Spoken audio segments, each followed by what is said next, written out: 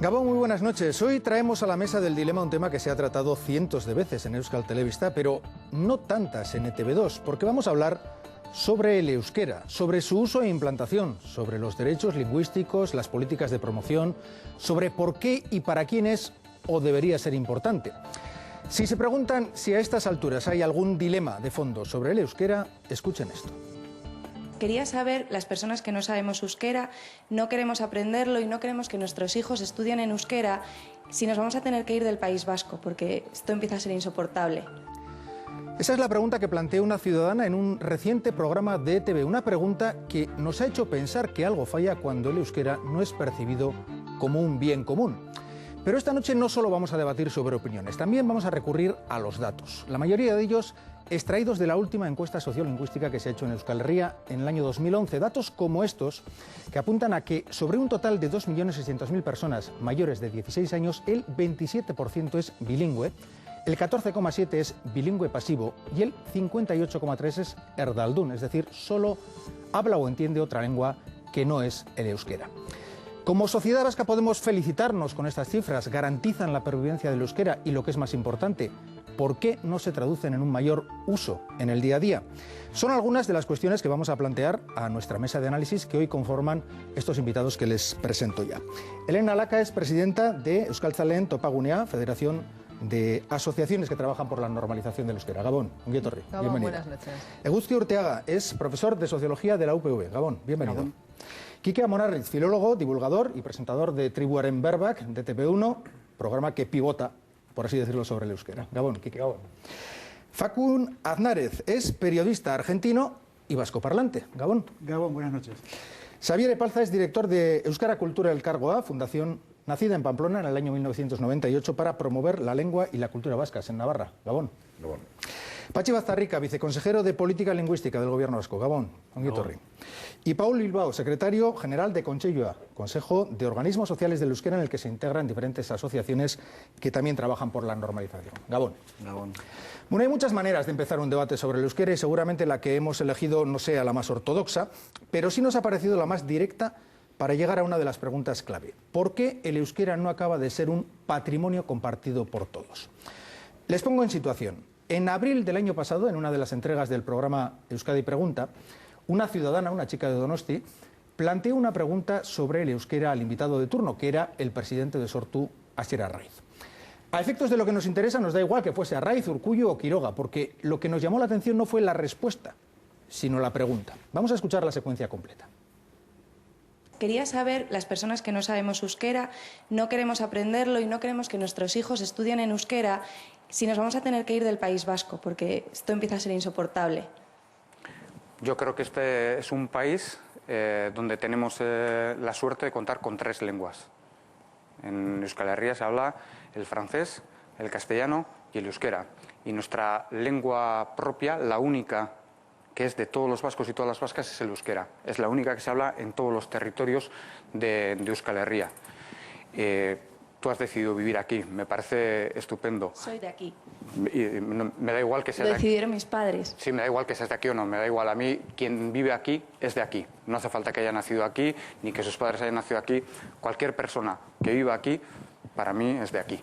En ese caso, tú vives aquí, pero sabes dónde vives. Y vives en Euskal Herria, y vives en Euskal Herria, que es un país donde tenemos 3 lenguas, y por lo menos para ciertas cosas hay que comprender que el euskera es una de las lenguas oficiales y que tenemos derecho, porque yo también tengo mis derechos, y como vascoparlante exijo poder hablar en mi lengua, en euskera, en todos los ámbitos de mi vida, tanto en mi vida privada como en mi vida pública. Y por lo tanto, si voy a una institución, quiero que me puedan exigir, que me puedan atender en euskera. ¿Por qué? Porque es una de las 2 lenguas oficiales y es mi lengua propia, en la que yo me desarrollo. Creo que negarse a aprender una lengua, sobre todo cuando es la propia de un país, del país en el que estás viviendo, es como plantear que no quieres aprender inglés viviendo en Inglaterra o que no quieres aprender francés viviendo en Quebec, aunque sea Canadá. Me parece que es un error. Entonces me tengo que ir porque mis derechos no están respetados. no puedo acceder a una plaza en el ayuntamiento, no puedo educar a mi hija como quiera porque no existe nada en modelo A, ya tiene 3 asignaturas, entonces... Yo creo que es una oportunidad para tu hija que no deberías de perder, pero en cualquier caso podrás trabajar igual en el ámbito privado, pero tendrás que entender que en el ámbito público no, porque quizás tú algún día me tengas que atender a mí y yo querré expresarme en euskera porque es mi lengua y es mi derecho y tú no podrás hacerlo. Por lo tanto, tienes que cederle ese puesto de trabajo a una persona que sí que lo pueda hacer, a una persona que domine las 2 lenguas oficiales de esta comunidad. Bueno, pues ya han escuchado la pregunta, la repregunta, la respuesta que dio Asier Arraiz, pero a mí me interesan las respuestas de ustedes, de los invitados de hoy en el dilema. ¿Qué habrían respondido ustedes? Facun. ¿Qué habría respondido? Que me parece muy extrema la opinión, que se ve claramente que esa persona puede estar en su derecho, pero no quiere estudiar, que es una decisión personal, pero es ir contracorriente con una sociedad y con una realidad que ella sabe que no es así. No es como, es muy difícil generar a tu alrededor una situación como la que vive esa persona, o por lo menos con muchos choques. Es normal para un inmigrante, por ejemplo, que llega a Euskal Herria, se encuentra que hay palabras en el castellano que se utiliza en Hego Euskal Herria, o en el País Vasco español, llamémoslo de una forma, País Vasco Sur, que ya están incorporadas dentro del lenguaje. Antes hacíamos chistes de la terminación AO, Bilbao, eso a mí me llamaba la atención cuando vine como argentino, que el do final no se... el aita, el ama, el aitite, el amona, son palabras que todos conocemos y que están integradas dentro del vocabulario del panadero y en todos los espacios lingüísticos. Por lo tanto, a mí me parece muy exagerado, me parece que puede ser real, que se dé, pero ahí es como una extorsión, es o cambian eso o me voy de aquí. Es decir, lo que la chica plantea ahí es prácticamente, y hay mucha gente que elige llevar a sus hijos al colegio alemán, al colegio inglés, al colegio de acuerdo. Con otras lenguas. Vamos con respuestas un poquito más breves, Disculpa. que somos 7. De acuerdo, no, la culpa es mía por no avisarlo desde el principio. Más respuestas, ¿qué hubieran respondido ustedes? Oguski. Yo diría que en cierta medida se puede comprender la pregunta teniendo en cuenta la situación jurídica, tanto del euskera como del castellano. Son 2 lenguas cooficiales, pero eso no quiere decir que se sitúen en una situación de igualdad. De hecho, la propia Constitución o el Estatuto de Gernika precisa que hay derecho y obligatoriedad de conocer el castellano, pero en el caso del euskera es solamente un derecho, no hay obligatoriedad. Y en la propia pregunta, en la propia intervención de esta chica, aparece esa dimensión. Es decir, no lo hablo y no quiero hablarlo. Con el castellano ese debate no se plantea. Y en ese sentido hay que recordar que, aunque sean 2 lenguas cooficiales, eso no supone que haya igualdad.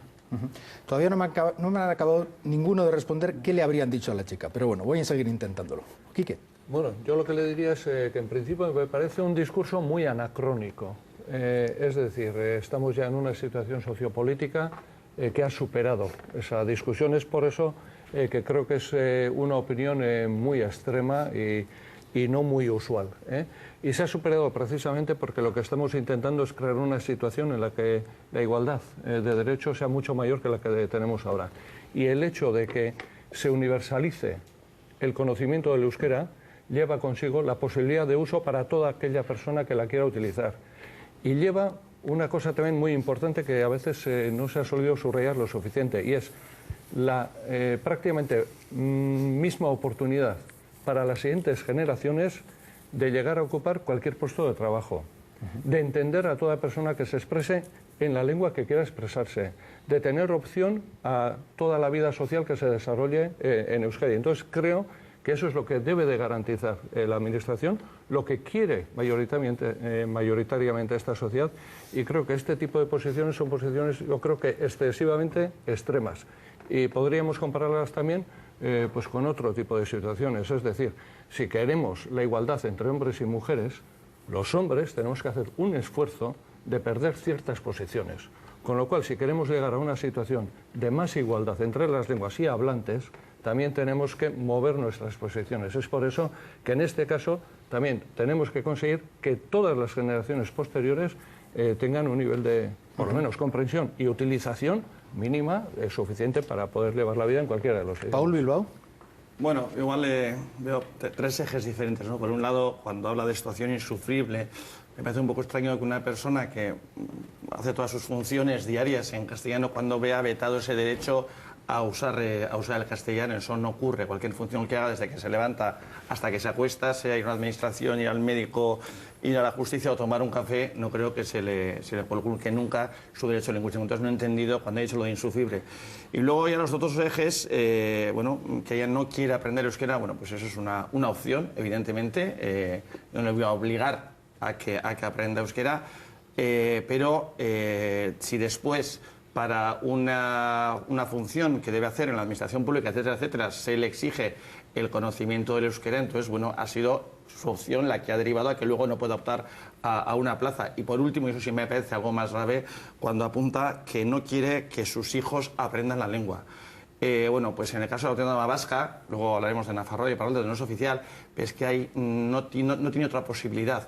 Es decir, el hecho de que esa lengua sea oficial, eso ya conlleva unos deberes, y el sistema educativo debe garantizar que los alumnos conozcan la lengua vasca. No es opción del padre o de la madre decir si quiere o no quiere que aprenda la lengua, es una cuestión más jurídica, podría ser. Y yo además creo que, afortunadamente, este tipo de discursos son bastante residuales hoy día en la comunidad autónoma vasca. Los trabajos que se han hecho sobre actitudes de castellanoparlantes, bueno, pues en general no aparece este tipo de opinión. Y por lo tanto creo que aquí hay más un bagaje ideológico que otra cosa, más que de verdad razones para mí fundamentales. Pachi Baztarrica y después. Hombre, surgen respuestas a borbotones, ¿no? Si ese día hubiésemos estado aquí, pues vaya usted a saber qué es lo que hubiésemos dicho, ¿no? Pero vamos a ver, en primer lugar, yo creo que es una posición incorrecta con relación a lo que sucede, porque aquí nadie está obligado a abandonar este país por desconocer el euskera. Por otra parte, creo que es una posición minoritaria, no por eso no debe ser tenida en cuenta, porque está ahí. Responde a una realidad, pero una realidad que no debe ser magnificada en ningún caso, porque aquí tenemos un sistema educativo a partir del año 82 de la ley del euskera, donde los padres y madres pueden elegir el modelo lingüístico para sus hijos e hijas, donde pueden utilizar el castellano como lengua vehicular, o pueden utilizar el euskera como tal lengua, o pueden utilizar ambas, y resulta que aquí el 70% de los padres y madres han optado porque sus hijos en la edad de 3 a 16 años hagan sus estudios en euskera en el modelo D, el 70%. Y otro 23% han optado porque lo hagan en euskera y en castellano. Solo es un 7% el que ha optado por el modelo A. Esto es exactamente lo contrario a lo que sucedía en el curso 83-84 cuando se implantó este sistema. Por tanto, la posición mayoritaria de los padres y madres, también no vascohablantes, porque aquí la primera lengua del euskera es tan solo del 23% de la población, no del 70%, la posición mayoritaria es evidente que no es una posición de rechazo. Para mí, de las cosas más absurdas que puede haber es oponerse al aprendizaje de una lengua por razones de no se sabe qué. Y claro, una última cuestión. Imposición. Imposición de una lengua sucede cuando a alguien se le obliga a cambiar de lengua. Para que a nadie se le obligue a cambiar de lengua aquí en nuestra sociedad, necesitamos una ciudadanía bilingüe para que luego sea la ciudadanía la que elija la lengua que quiera utilizar y se le respete. Ese es el modelo que tenemos aquí, un modelo de un bilingüismo que es precisamente por eso un factor de convivencia. Xavier y después Elena. Yo la verdad es que mucho más que de lo que se ha dicho aquí no podría añadir, pero sí es cierto que denota, aparte de una posición extrema, una actitud personal extremadamente negativa, lo cual no es en absoluto normal, pero me recuerda, en su contrario, y los porcentajes que ha comentado Pachi, de los derechos lingüísticos de los vascohablantes en Navarra, y es precisamente lo contrario, los porcentajes. Y entonces, si existe aquí una vulneración de derechos, una supuesta vulneración de derechos, que venga Dios y lo vea, porque no existe en absoluto, no hay, la realidad es absolutamente lo contrario. Nosotros con un canto en los dientes nos daríamos por tener esta situación, lógicamente, como diríamos en Navarra, el canto en los dientes. Pero es así, por tanto, denota, y yo le respondería, chica, es que tienes un problema y háztelo mirar. Elena. Yo enfocaría la respuesta bajo dos vertientes. Por una parte, la que ha hecho referencia a ella, a que se ve obligada. ¿Por qué tiene que aprender euskera? Bueno, pues porque es la lengua que tenemos aquí. Igual que tenemos otras obligaciones, las personas que vivimos en esta sociedad. Tenemos unas obligaciones de preservar el medio ambiente y de transmitírselo a nuestros hijos o a nuestros nietos. Tenemos obligaciones, como bien ha dicho Quique, de respetar la igualdad de género, pues porque tenemos una convención, todos estamos de acuerdo en que eso es bueno y que como sociedad nos hace avanzar, nos hace cohesionarnos y nos facilita la convivencia. Entiendo que también el euskera facilita en esa convivencia y facilita en ese preservar lo que ya tenemos, y es lo que tenemos, ese idioma. Y la segunda vertiente, en relación con la educación de los hijos, pues una de las premisas a las que he hecho referencia de que yo educo a mi hija como quiero, eso no es cierto. Eso no es cierto no solo en el ámbito del euskera.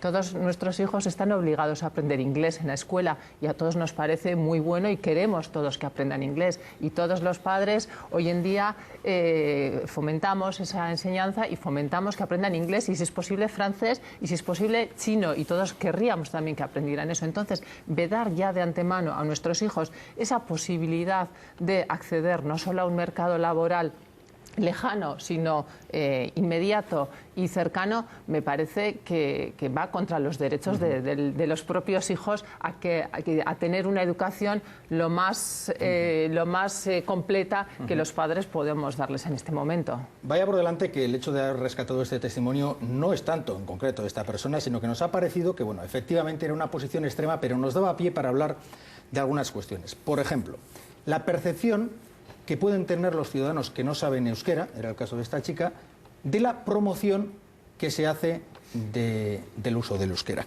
En concreto, esta mujer que intervenía decía que estaba preocupada porque le podía suponer un problema para acceder a un puesto de trabajo público.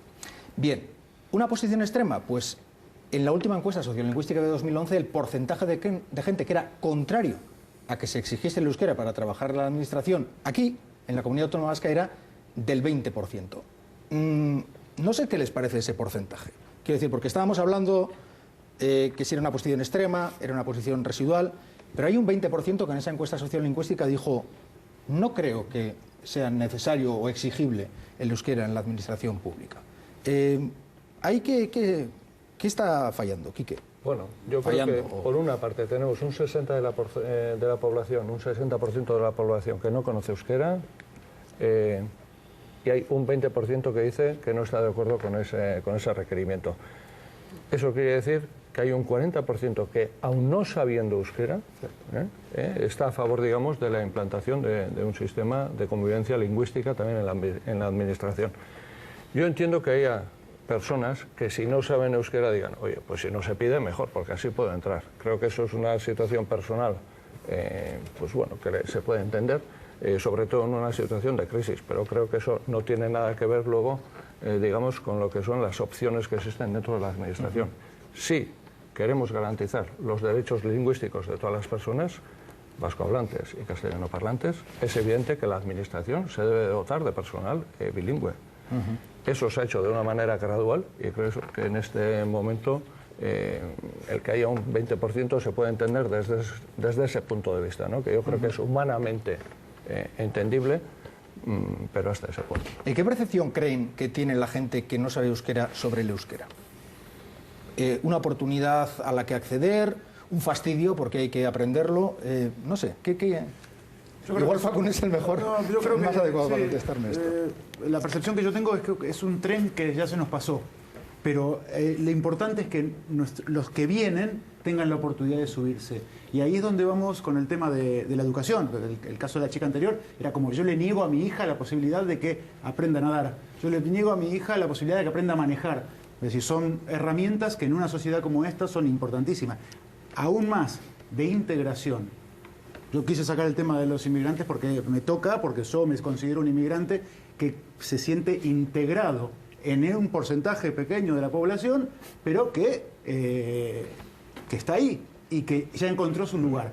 Entonces, como hay mucha gente sin encontrar su lugar y aún así que rechaza, no quiero ni encontrarlo, como era el caso de esta chica, me parece una cosa, sobre todo teniendo en cuenta que no somos nosotros, sino son nuestros hijos los que van a seguir. Eguzki. Sí, precisamente vinculado a eso, todos los estudios, sobre todo en el caso de Iparralde, por ejemplo, pero se puede extender a otras zonas, demuestran que la actitud a favor de la promoción del euskera está vinculado, en primer lugar, a la competencia lingüística, es decir, cuando más se domine el euskera, más actitud favorable se tiene con respecto a la promoción del euskera. Y otro factor, sobre todo en el caso de Iparralde, es el origen geográfico. Es decir, cuando se ha nacido en el País Vasco hay una actitud más favorable. Aún así, ha habido un estudio en el 2001 que se ha realizado sobre todo en la zona de Bayona, Anglet, Biarritz, que es la zona menos vascófona, donde más del 60% de la gente que vive allí no es originaria de Iparralde ni del País Vasco en general, ¿no? Y se ha demostrado que el 53% de los jóvenes padres deseaba que sus hijos aprendiesen el euskera, y una de las razones era precisamente porque para ellos era demostrar que querían integrarse en ese territorio, en esa zona donde vivían, ¿no? En ese sentido hay que percibirlo de manera positiva como un vector de integración. Una de las cosas que nos gustaría hacer en el programa de hoy es intentar, bueno, poner sobre la mesa algunas realidades que tal vez no se entienden correctamente. Es decir, hay una serie de percepciones sobre el euskera que es muy difícil, que se habla poco, que lo habla muy poca gente, sobre las que queremos hablar. Quique Amonarriz ha dedicado algunos de sus programas a este asunto. Quique, te voy a preguntar sobre eso, pero como se decía en aquel programa, lo voy a hacer después de la publicidad. Hasta ahora. Yo sigo siendo el mismo, un poquito más deteriorado, pero antisistema. Esta semana, el Gran Wyoming en Por Fin Viernes. Línea Directa te busca. ¿Tienes los 15 puntos en el carné? Tienes el mayor descuento que te hayamos hecho jamás en tu seguro de coche o moto. Línea Directa, 902-123-441. Vaya, vaya.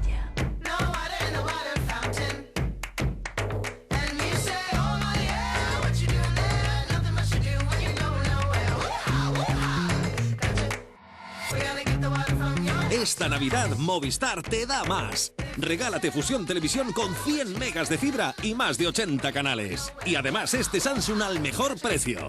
Esta Navidad ven a Movistar.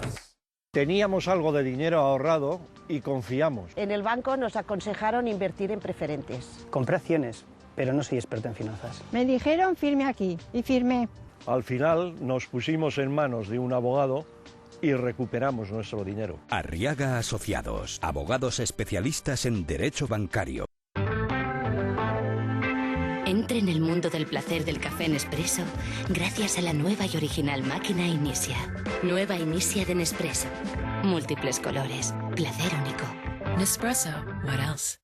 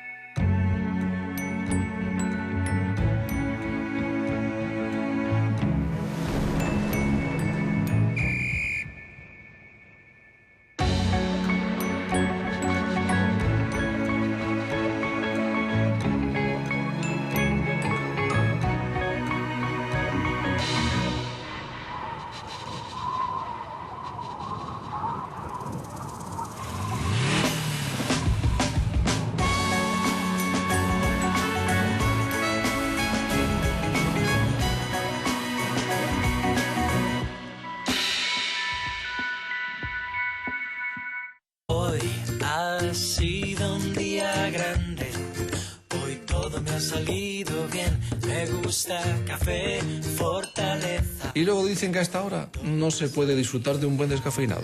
¡Qué sabor! Cápsulas Fortaleza descafeinado. Disfruta y descansa. Prueba también el jamón bodega del Pozo, el pata negra del jamón blanco. No aclara bien, es que no lava como antes. ¿Usa limpiamáquinas? Sí, de vez en cuando. De marca blanca. Es que lo uso poco y el lavavajillas se ve limpio. ¿no? Lo que usted ve sí, pero su interior, mire, cal y suciedad. El limpiamáquinas protege el corazón del lavavajillas. Y si lo utiliza poco, use uno muy eficaz. Finish es el doble de eficaz contra la cal y elimina la grasa. Mire qué diferencia. Por eso los fabricantes solo recomendamos Finish. Mientras algunos ambientadores son muy fuertes y duran poco, Finish mantiene un fresco aroma durante 60 lavados. Sé que el Pozo, como mi familia, cuida su legado. Prueba la calidad de un auténtico legado ibérico a un precio muy especial. Legado ibérico. Siempre sale bueno. Silitbank Cal y Brillo con Turbo Power presenta Misión Cero Cal. Mira cómo actúa Silitbank sobre este bloque de cal. Los que lo han probado nos cuentan su experiencia. En la mampara, adiós a las marcas. La bañera ahora está limpia en segundos. No podía más con la cal. Y ahora mira, brilla sin esfuerzo. Silitbank Cal y Brillo y la suciedad se va en un bang. ¿Aún no ha acabado? Ya casi está. El estrés puede causar ardor de estómago. Ten a mano Gaviscon. ¡Vamos, chicos! Gaviscon alivia rápidamente el ardor porque evita el reflujo al crear una balsa protectora en el estómago. Para volver a estar bien, Gaviscon. Alivio del ardor por reflujo. Lea las instrucciones de este medicamento y consulte al farmacéutico. Chloé, tu es là? Je sais que tu es là. Chloé, c'est moi. Chloé, je t'en prie, décroche. Tu étais si belle hier soir. Je veux te revoir. Chloé, eau de parfum. Si te encanta el café pero odias estas manchas, ahora tienes Vanish. Por esta bolita lo pones sobre la mancha, lo frotas y lo metes en la lavadora junto con el cacito. Para mí las manchas de pintura ningún problema. Cogemos el Vanish, un poquito de agua, mezclamos. Por la parte de abajo restregamos la lavadora, un poquito más de Vanish. Vanish funciona súper bien. A pintar otra vez. Y ahora tus blancos, 3 tonos más blancos, con Vanish Crystal White. Pruébalo. Tú te has mirado. Estás ridícula. ¿Quién te escribe? Dame el móvil. Te quiero tanto que sería capaz de cualquier cosa si me dejas. 016. ¿En qué puedo ayudarle? Si tu chico te trata así, cuéntalo. Hay salida a la violencia de género. Gobierno de España. Zerdiok, kolesterola berreundi gora duela. Lehenbaile jetxi berruke? Zer egin? Egin zan bezala. Izan konfiantza danakolen, nire gomendioa duk. Baina zergatik danakol? Danakole funtzionatzen du. Euskadi lehena da. Kolesterola jaisteko ez dago elikagai eraginkorragorik. Ba, probatuko diat. Izan konfiantza danakolen, gomendatuena da. Sormena ez aurkitzeko beldurra bizi dute askok. Batzuek diote lanean harrapatu behar zaituela. Beste batzuek gutxien espero duzunean agertzen dela. Baina guk, badakigu noiz eta non. Durangoko azoka, abenduaren 5-tik 8, kulturaren plaza.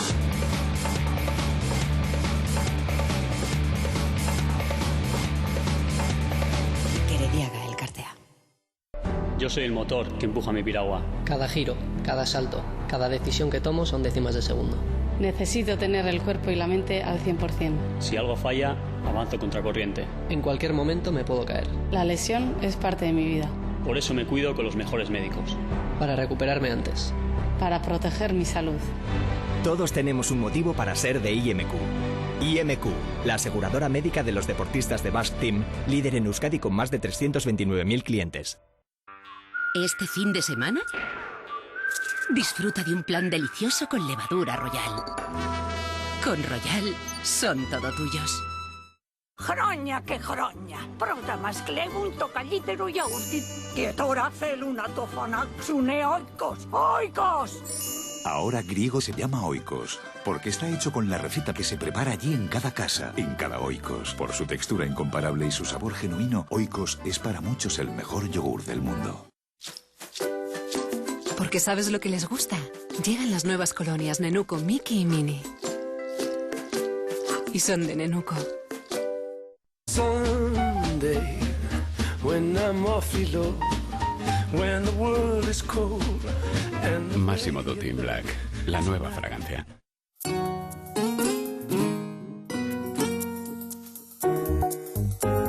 Si este invierno en casa pasas frío, no culpes al tiempo ni a la economía. Revisa tu calefacción y confía en Rioclima, los especialistas que dan calor a tu hogar sin congelarte el bolsillo. Infórmate y consigue hasta 800 euros por tu vieja caldera. Rioclima, creando el clima de tu hogar.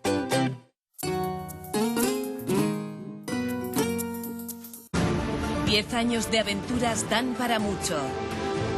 Y el conquistador del fin del mundo las reúne todas en su libro oficial. Infinidad de historias, anécdotas y secretos que no pudiste ver en el programa y que salen a la luz con todo lujo de detalles. Hazte con él. El conquistador del fin del mundo. 10 años de lucha y pasión. A la venta en la Zoca de Durango. Los gatos esterilizados tienden a aumentar su apetito, así como su peso. La nueva fórmula de Última Gatos Esterilizados es más sabrosa y ayuda a controlar su peso. Última, lo primero es la salud. ¿Dolor de garganta que te molesta al tragar? Strepsils con lidocaína, con doble acción antiséptica y lidocaína. Un anestésico local que elimina el dolor. Strepsils, expertos en el cuidado de tu garganta. Lea las instrucciones de este medicamento y consulta al farmacéutico.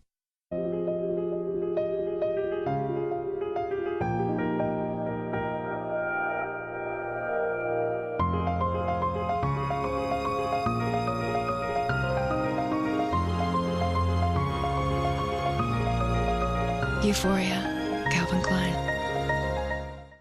Comprobado, el caldo gallina blanca sí es casero. Con ingredientes naturales cocidos 3 horas. Caldo casero gallina blanca, el único con compromiso casero garantizado. El nuevo aspirador escoba de Bosch. Mismos resultados de limpieza que uno convencional. Sin cable, sin bolsa, sin límites. Bosch, innovación para tu vida. It's your girl Hazel, doing it for you. Here we go. In the club, shaking it, fellas. Watch how I'm taking it. It's a private party, sir. VIP Rosé, Carolina Herrera. Yo pedí otra clase de igualdad. ¿Ya estás con el móvil? Perdona, Noah, estoy con mi novio. ¿Eh? Necesita saber a todas horas dónde y con quién estoy. Está enamoradísimo. Más que amor suena a control, ¿no te parece? Ni controles ni que te controlen. Pásalo. Da el paso, la igualdad nos hace avanzar.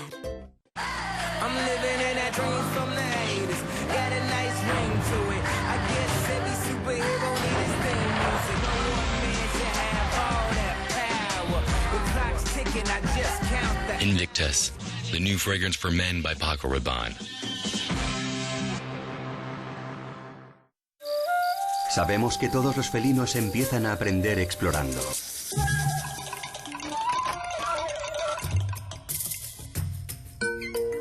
Por eso Whiskas tiene los nutrientes que necesitan de manera natural para alimentar su espíritu aventurero. Whiskas, alimenta su verdadera naturaleza. Es muy fácil decir que un caldo es casero. Por eso, pedí a Gallina Blanca que me lo enseñara. Comprobé que es un caldo hecho solo con ingredientes naturales cocidos 3 horas a fuego lento. Caldo casero Gallina Blanca, el único con compromiso casero garantizado. Y para los que vigiláis la sal, caldo casero bajo en sal, reconocido por la Fundación Española del Corazón. Mira, fíjate que vitrocerámica. En Teca, como expertos, cuidamos mucho de su fabricación, porque son la estrella de la cocina. Pero las vitrocerámicas hay que cuidarlas, y algunos productos de limpieza las acaban dañando. Por eso en Teca solo recomendamos Vitroclen. Es más eficaz que otros limpiadores y protege la vitro para mantenerla como el primer día. Vitroclen, el único recomendado. Unos zapatos bonitos piden unos pies perfectos. Para ello, confío en la ayuda de los expertos. Yo tengo uno muy especial. Nuevo Velvet Smooth de Dr. Scholl. Su cabezal de microlumina elimina las durezas incluso de los lugares más difíciles. Resultados visibles y duraderos. Disfruta sin esfuerzo de unos pies irresistiblemente suaves. Nuevo Velvet Smooth de Dr. Scholl. Hoy va a ser un día grande. Yo no sé vosotros, pero yo hasta que no me tomo mi café Fortaleza no soy persona.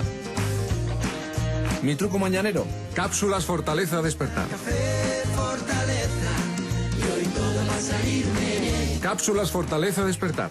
Atrévete a tener un día grande. Ya me imagino ese jardín de bonsáis propio. Es un arte que requiere dedicación completa, pero es mi pasión. Un consejo, lo que hagas hoy lo disfrutarás mañana. ¿Qué harías si te jubilaras hoy? Allianz Pensiones te ofrece una jubilación 100% asegurada. Invierte en tu futuro de la forma más segura y rentable. Allianz, contigo de la A a la Z. ¿Por qué tienes la la piel verde? ¿Por qué resplandeces? ¿A qué viene esa máscara? Venía con el traje. Mola, ¿eh?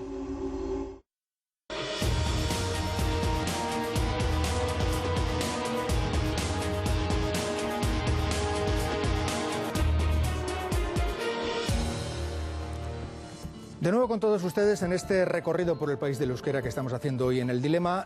Antes de la introducción publicitaria les decía que quería preguntarle o plantearle a Kike Amonarriz una cuestión muy directa, y es, en Tribuaren Berbak, ellos han tratado de desmontar algunas percepciones erróneas en torno al euskera. No sé, Kike, ¿cuáles son las más extendidas? Si tuvieras que decirme una.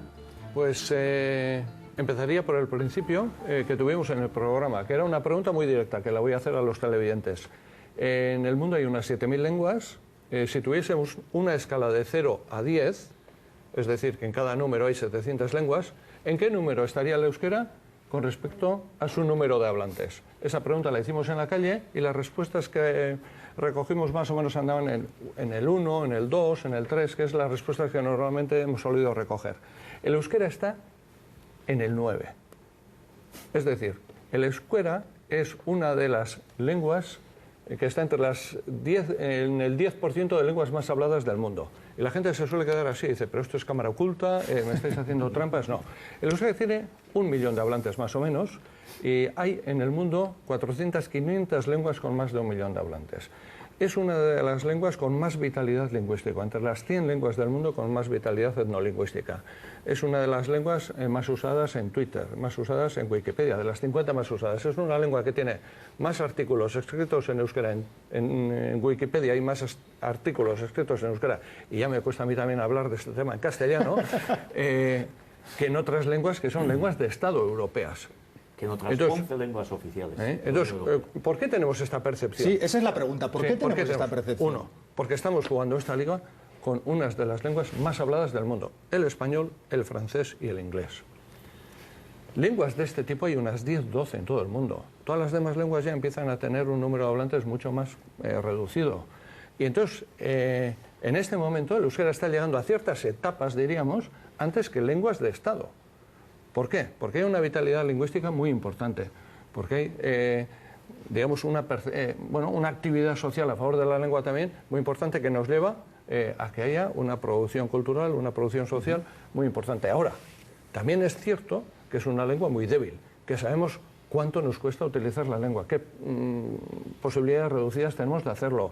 El nivel de conocimiento del euskera, aunque está aumentando también, todavía no está extenso, etcétera, etcétera. Y sobre todo, que llevamos muchos siglos oyendo que es una lengua pequeña, que no sirve para nada, etcétera, etcétera, etcétera. Todo eso lo hemos interiorizado de tal manera que en este momento no nos damos cuenta que somos una lengua referencial para la mayoría de las comunidades lingüísticas del mundo que se encuentran en una situación parecida a la nuestra. Ajá. ¿Qué otras percepciones, tratarían ustedes de desmontar en torno al euskera? Díganme. Adelante. Que es difícil. Es una de las cosas que se escucha cuando alguien no sabe. La excusa para no enfrentar ese aprendizaje es que es difícil.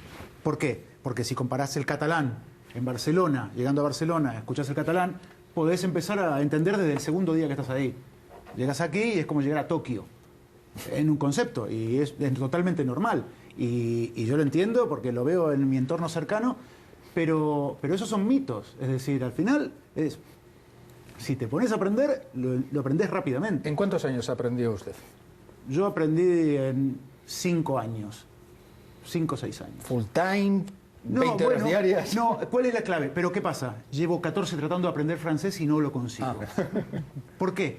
Porque no me gusta.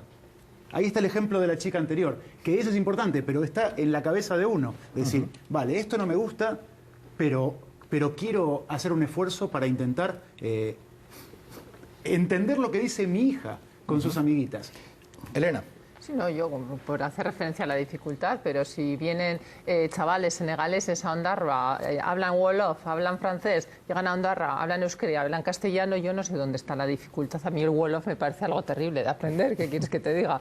Pero bueno, si los inmigrantes que en zonas vascófonas, totalmente vascófonas, están aprendiendo sin ningún problema, los chavales, incluso ya no son los chavales, ya la gente pues más te ayuda y de más edad, si están aprendiendo, pues tan difícil entiendo yo que no será. Quizás la dificultad pueda venir de no encontrarse totalmente en un entorno euskaldunizado, que yo entiendo que si tú diariamente no convives con esa lengua, pues quizás no te sea tan fácil, pero hay pruebas, bueno, yo creo que más que suficientes, que desmontan toda esa argumentación. Sí. No quería... Ahorra. Bueno, no, quería comentar un poco al hilo de todo esto, es que en Navarra los porcentajes son iguales, es decir, que tenemos un 20% de gente que se manifiesta como contrario a hablar castellano y euskera, y el resto, con todos los matices, no, lo cual ya indica algo. Pero además, el tema, aparte de la dificultad que comentaba Elena, comentabais, el tema de qué sociedad hemos tenido a lo largo de estos últimos siglos con respecto al plurilingüismo, es que lo raro es que haya, de verdad, que haya una posición tan favorable hacia el euskera por parte de todo el mundo cuando hemos vivido unos siglos, y un siglo XIX y un siglo XX, en el cual pues el tema del plurilingüismo, el tema de las sociedades adelantadas, como lo tenemos a nuestro alrededor, me refiero más al norte, sobre todo acostumbradas a un uso, y a una utilización, etcétera, es de hace muy poco tiempo, y jurídicamente es de hace poquísimo tiempo. En un pueblo como el nuestro, son esos 40 o 30 o 50 años últimos, es una mota de polvo comparado con lo que es el tema mental y lo que es una sociedad civil estructurada, que no la tenemos, que eso es muy importante. Aprender una segunda lengua, a nadie se le escapa, que requiere un esfuerzo. Esto no es ir a un supermercado y aquí compro esta segunda lengua, pero que es algo perfectamente posible de realizar, y aquí está Facun, una prueba evidente de ello. Pero aquí, en la Comunidad Autónoma de Euskadi, por ejemplo, tenemos 318.000 vascohablantes más que los que había hace 30 años. De esos, 100.000 aproximadamente han salido de los euskaltegis, es decir, han aprendido el euskera en edad adulta, y la dificultad realmente no viene de la lengua en sí, sino del punto de partida lingüístico de cada uno de nosotros. Es decir, aprender una segunda o tercera lengua romance para alguien que tiene de origen una lengua romance es menos difícil, pero cuando se cambia de familia lingüística es cuando esas dificultades son mayores. Pero para aprender euskera, las mismas que para aprender alemán o para aprender el inglés, sin ningún género de duda. Yo creo que un tema que afecta mucho es cómo se está produciendo nuestro proceso de revitalización, que es uno de los procesos más avanzados que se están dando en el mundo, de cómo una lengua minorizada que convive con una lengua tan vigorosa como es el castellano, una de las lenguas más poderosas de todo el planeta, y eso está sucediendo precisamente, básicamente gracias a los nuevos vascohablantes, es decir, al sistema educativo y a los euskaltegis, con lo cual el adquirir ese conocimiento se asocia en una importantísima medida a la escuela, con lo cual la población adulta que desconoce el euskera entiende que eso es cosa de aquellos que van a la escuela, de los jóvenes. Con lo cual empezamos ya a tener un problema. Esto es cosa de los jóvenes, algo que no se puede aprender en casa, sino que se aprende en la escuela. Como a mí ya se me ha pasado la hora de la escuela, esto ya no va conmigo. Luego, los propios vascohablantes, por la situación de minorización que hemos tenido, también arrastramos muchos complejos, si se puede decir así, entre comillas. El euskaldunzarra cree que no maneja suficientemente el euskera formal, y eso además lo manifiesta, con lo cual proyecta una imagen de una lengua muy difícil, que alguien que habla euskera de siempre, pues parece que también reconoce que es difícil. El euskaldunberri, como no tiene esa expresión tan natural, pues parece que también le falta algo. Es decir, entre todos estamos proyectando una imagen que desde luego no se corresponde con la realidad objetiva del tema. El euskera es tan fácil o tan difícil como cualquier otra lengua, y depende de la motivación de cada uno. Paulo Bilbao. Sí, un poco ahí lo que comentabas, ¿no? Esos mitos o bueno, cuando hay percepciones contra esa lengua, ¿cuáles son los mitos que hacen que la gente no se acerca al euskera? Bueno, han comentado, pues una lengua pequeña, el otro que se suele decir una lengua difícil, otro, para mí, hasta cierto punto, puede ser una lengua que no se usa. Es decir, si tú tienes que vender la moto a alguien, de tratar al euskera, y dices, mira, es una lengua pequeña, es una lengua difícil, encima no se usa, y encima, bueno, no tiene valor, es decir, no te va a dar un plus, pues evidentemente a una persona ajena que le tienes que como entonces vender la moto, que bueno, vente al mundo del euskera, pues con esas razones no creo que le convenzas. Bueno, me gustaría que empezásemos a aproximarnos al tema de hoy, al tema del el país del euskera desde otro punto de vista.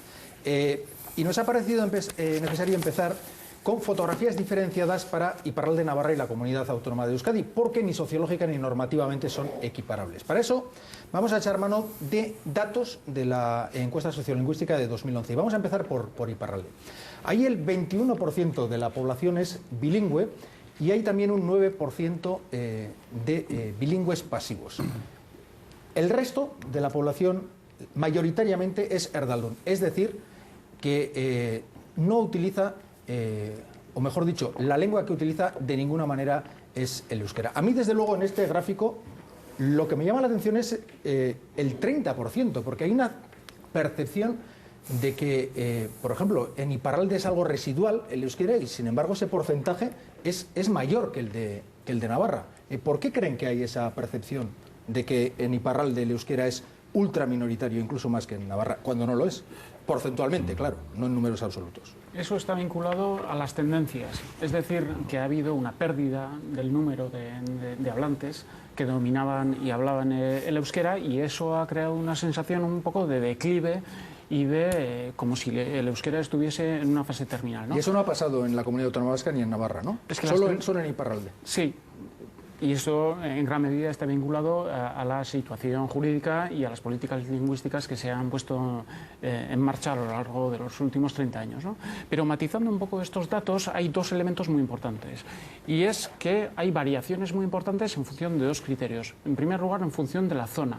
Es decir, hay importantes diferencias en función de que estemos hablando de la zona de la costa más urbana, que es la menos vascófona, o la zona más interior, donde el número de vascófonos es superior incluso a ese porcentaje.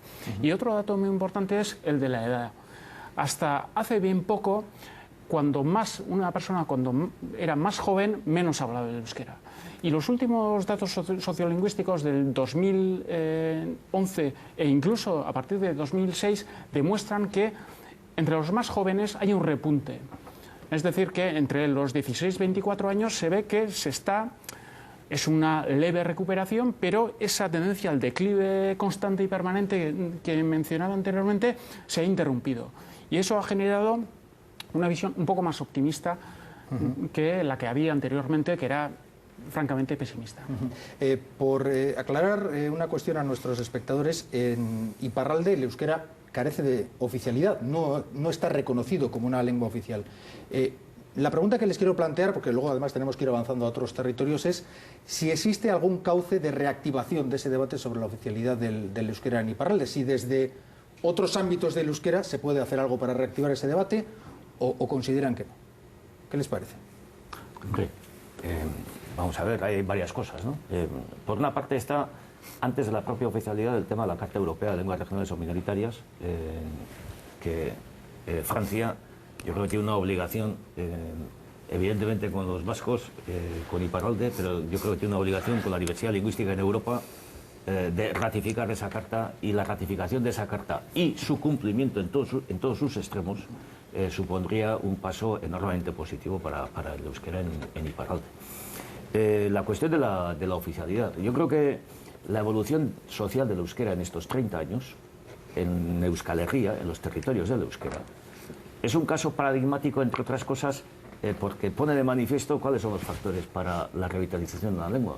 A saber, el marco legal, las políticas lingüísticas activas, compromiso de poderes públicos, etcétera, y la adhesión de la sociedad, una adhesión de la sociedad que se manifiesta de múltiples formas, entre ellos también en la forma de la iniciativa social que colabora activamente y promueve actuaciones para la revitalización de euskera. En la medida en que esos tres factores vayan de la mano, lo que sucede es lo que está sucediendo en la Comunidad Autónoma de Euskadi, que asistimos a un proceso de crecimiento continuado durante esos 30 años, un crecimiento sostenido. Cuando esos tres factores no van unidos, sino la presencia o bien de los tres o bien de alguno o algunos de ellos es más débil, bueno, pues seguramente sucede lo que sucede en Iparralde. En Iparralde, por dar un dato que seguramente extrañará Hace 20 años, el porcentaje de población bilingüe en Iparralde era 12 puntos por encima de lo que era el porcentaje de población bilingüe en la Comunidad Autónoma de Euskadi. Exactamente lo contrario de lo que sucede tan solo 20 años después. Y en el caso de Navarra, donde también la conjunción de esos tres factores es muy diferente con relación a lo que es la Comunidad Autónoma de Euskadi, pues digamos que es un mantenimiento o un pequeño crecimiento el que se ha producido en el caso de Navarra, ¿no? Entiendo que hay que argumentar, pero tengo que pedir brevedad en los turnos porque tenemos que intervenir todos. Me ha pedido Eguzki pero nada, 10 segundos. Sí. Y después vamos con Paul. No, simplemente a nivel jurídico, el euskera no es reconocida como lengua cooficial. Y el artículo 2 de la Constitución francesa dice que la lengua de la República es el francés. Y precisamente cuando Jospin en 1997 ratificó la Carta Europea de Lenguas Regionales, el Tribunal Constitucional censuró precisamente porque contravenía ese artículo 2, ¿no? Y en el 2008 se ha modificado la Constitución y el artículo 75.1 reconoce las lenguas regionales como patrimonio cultural de Francia, ¿no? Y en ese sentido es una visión muy patrimonial de las lenguas minorizadas. Paul. Un poco ahí lo que dice Eguzki Urteaga, es cierto, cambio de la Constitución, pero ese nuevo cambio, esa modificación del artículo 75 no trajo ningún reconocimiento de derechos colectivos. Es decir, el estatus que tiene el euskera en Iparralde, el estatus que tiene el Khorasan. Es decir, no ha traído ningún tipo de consecuencia jurídica en el reconocimiento de derechos colectivos, en el caso vasco, catalán, brezón, etcétera. Yo creo que bueno, se ha visto cuál ha sido la evolución del Estado francés en cuanto al reconocimiento de la diversidad lingüística. Yo incluso afirmaría que cada vez tiene una actitud más negacionista de la realidad lingüística que tiene en su territorio por diferentes recomendaciones que se le ha hecho desde Naciones Unidas de diferentes instancias internacionales para que cambie esa actitud, y justo vemos el efecto contrario. Es decir, se apunta a que, por ejemplo, en el sistema educativo, en las ikastolas, cada vez hay más alumnado, hay más padres que deciden sumergir a sus hijos e hijas en la educación en euskera, y es justo cuando vienen las imposiciones, bien por la prefectura, bien por el alcalde de Siburu, etcétera, etcétera, ¿no? Justamente creemos que va en contra de lo que poco a poco la sociedad está demandando. Bueno, vamos a ir avanzando, vamos a cruzar la Muga hacia el sur, porque vamos ya con los datos de Navarra. El 11,7% de los navarros es bilingüe, el 7,5% son bilingües pasivos y el 80,8% pues no sabe euskera. En números absolutos, sobre 537.000 navarros mayores de 16 años, 63.000 serían bilingües, 40.000 bilingües pasivos y 434.000 no sabrían euskera. Para entender de todas formas, la realidad del euskera en Navarra, es imprescindible que les mostremos otro gráfico diferente que este que están viendo. Desde hace 28 años en Navarra hay una división administrativa en tres zonas lingüísticas. En la zona vascófona, situada al norte, el euskera tiene carácter cooficial. Luego está la zona mixta, que abarca la capital y la cuenca de Pamplona. Allí el idioma oficial es el castellano, pero la ley dispone que, por ejemplo, se enseñe euskera en la escuela pública si hay demanda. Y la tercera zona es la no vascófona, donde los modelos educativos autorizados son los que usan como única lengua vehicular el castellano. Bien, este mapa que están viendo, que el 15 de diciembre cumplirá, 28 años, podría cambiar, porque el pasado jueves el Parlamento Foral aprobó el primer trámite para modificar la ley del vascuence. Esa iniciativa tuvo 28 votos a favor, Bildu, Geroa Bai, Izquierda Ezkerra y PSN, y 23 en contra, los de UPN y Partido Popular. Una propuesta de modificación que lo que busca es que en la zona no vascófona se pueda estudiar en modelo D si hay demanda. Ese cambio se tramitará durante los próximos meses y será el próximo Ejecutivo Foral el que tendrá que gestionar la nueva ley. Llegados a este punto, seguramente hay que hacer una precisión, más bien yo creo que una información para los espectadores. Al Gobierno de Navarra, a su Departamento de Educación, se le ha invitado a participar en este debate sobre el euskera, pero no han encontrado la manera de que algún representante suyo se siente hoy aquí. Bien, por empezar por el final. ¿Creen que esa modificación de la ley del vascuence va a incidir positivamente en la salud de la lengua navarronum, o el dato de la encuesta sociolingüística de que hay un 37% de los navarros no favorable a ninguna promoción del euskera, es decir, no indiferente o favorable, sino no favorable, puede pesar más que, digamos que una normativa? ¿Qué No sé, ¿qué peso le dan a la iniciativa? Yo creo que es una iniciativa muy positiva, una iniciativa que además se tiene que realizar por un procedimiento legislativo, pero en lo que es el fondo de la ley y sobre todo el preámbulo, lo podría permitir en este momento perfectamente con pequeñas disposiciones en materia educativa que aquí se harían en cualquier momento, por lo tanto, pero entiendo que es positivo. El 37% que pues, se puede manifestar, bueno, pues lógicamente lo hará en contra y va a hacer todo lo posible para tumbarlo. Pero yo creo que negarse a la evidencia y negarse a la realidad va a ser muy difícil. Y además, en estos momentos en los cuales puede haber un posible cambio en Navarra, no me quiero extender el tema porque ya habéis hablado en otros debates, pero puede haberlo. La realidad es inexorable. Yo creo que eso va a ayudar bastante. Es lo único que hay que hacerlo muy bien. Porque, y acabo, uno de los temas importantísimos es una campaña que no se ha realizado hasta ahora, una campaña de dignificación del euskera, de poner el euskera en el sitio en que está. Para mucha gente la gran desconocida es la fractura que hay en Navarra, la gran desconocida del euskera. El gobierno de Navarra dice que la demanda de euskera en la zona no vascófona es del 5%. Recurre a los datos de matriculación de las ikastolas. La encuesta sociolingüística del 2011 eleva el porcentaje al 12% de gente interesada en matricularse en el modelo D. Con esos porcentajes tan bajos, y lanzo así la andanada, ¿tiene algo de razón Yolanda Barcina cuando dice que la demanda es artificial? ¿Qué les parece? Inducida. Dice inducida. Artificial yo creo que es la propia zonificación, es decir, una zonificación que invisibiliza a una parte de la sociedad. Eso es, y luego, por otro lado, creo que, bueno, desgraciadamente esa política lingüística también ha tenido sus consecuencias. Es decir, tú has comentado, bueno, pues la propia zonificación, pero es cierto que a partir del 2001 el gobierno de Navarra llevó una política todavía más agresiva en contra del euskera, un poco invisibilizando incluso de las señales, es decir, para la ciudadanía, en lo que era el ámbito institucional, el euskera no existe.